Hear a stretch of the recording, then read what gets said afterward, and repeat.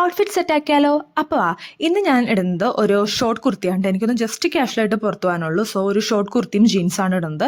ആ കുർത്തി എനിക്ക് ഭയങ്കര സ്പെഷ്യലാണ് കേട്ടോ. അതിനൊരു ബാക്ക് സ്റ്റോറി ഉണ്ട്, അത് ഞാൻ പറയാം. നല്ല ഫ്ലോറൽ പ്രിൻ്റൊക്കെ വന്നിട്ടുള്ളൊരു കുർത്തിയാണത്. പിന്നെ ജീൻസ് ഇതൊരു സാറയുടെ ജീൻസാണ് കേട്ടോ. ആക്ച്വലി അടിയിൽ സ്ലിറ്റൊക്കെ വന്നിട്ട് നല്ല കംഫർട്ടബിൾ ആയിട്ടുള്ളൊരു സ്റ്റൈലിഷ് ജീൻസാണ് കേട്ടോ. ഇട്ട് കാണുമ്പോൾ നല്ല രസമാണ് ആക്ച്വലി ആ ജീൻസ്. പിന്നെ ജ്വല്ലറി ആയിട്ട് ജസ്റ്റ് മിനിമലായിട്ട് എന്തെങ്കിലും ഇടാമെന്ന് വയ്ക്കുക. സോ എൻ്റെ കയ്യിൽ കുറച്ച് ട്രിങ്കിൾസ് ഉണ്ട്. ഇത് ഞാനൊരു ഇൻസ്റ്റാഗ്രാം പേജിൽ നിന്നാണ് കേട്ടോ വാങ്ങിച്ചത്.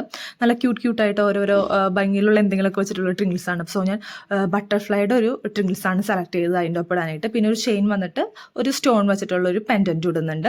പിന്നെ ലെഫ്റ്റ് ഹാൻഡിൽ ഈ ഒരു ഗോൾഡൻ വാച്ച് ഇട്ട് കൊടുക്കുന്നുണ്ട് കേട്ടോ.